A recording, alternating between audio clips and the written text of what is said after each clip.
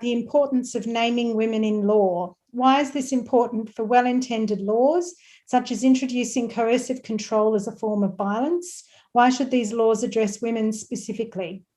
Unfortunately, what I've seen is that a lot of our laws, domestic violence laws and discrimination laws that were enacted to protect women, I mean, that's really why we put them in, those specialist laws, because we do know that domestic violence is overwhelmingly committed by men, and discrimination law was meant to be enacting CEDAW, so to protect women against sex discrimination. Of course, the language that was used for both those types of legislation was sort of gender neutral, sex neutral, we have to say now, because that's not used the word gender, but it was in gender neutral language. And so what we're finding as time goes on, more and more, it's the men who are accessing this, using the legislation and weaponizing it against the women that it's intended to protect.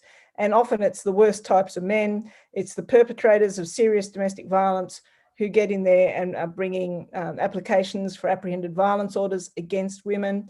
And in discrimination matters, it's really, you know, the trolls, the blokes, the men's rights activists who are getting in there and they're bringing discrimination claims against women who don't do what they want. It might be someone like the Jessica Yaniv is a classic example, I suppose. They're using the discrimination laws.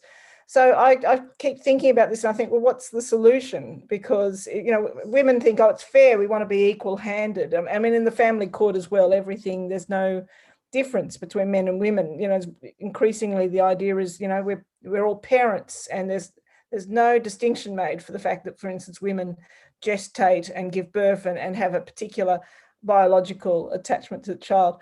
So I just keep thinking that I don't think there is a solution. I think while we continue to try to be terribly fair and equal-handed, men are going to continue to use this legislation and more cleverly use it against us.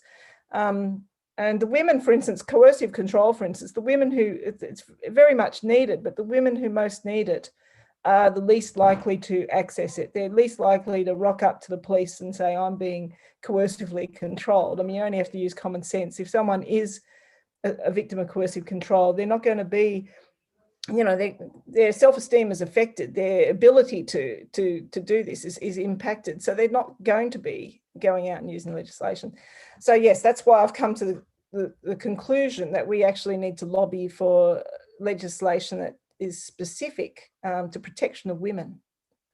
So yeah, it's a very hard sell, but I think it's a feminist that has to do it, because people react against it and say, oh, but feminists fought so hard, you know, for everything to be equal. We can't now be asking for something that's specific to women, but I think we need to. We've fought hard for equality. We did not fight hard for sameness. We fought hard for opportunities for women to get what they need when they need it.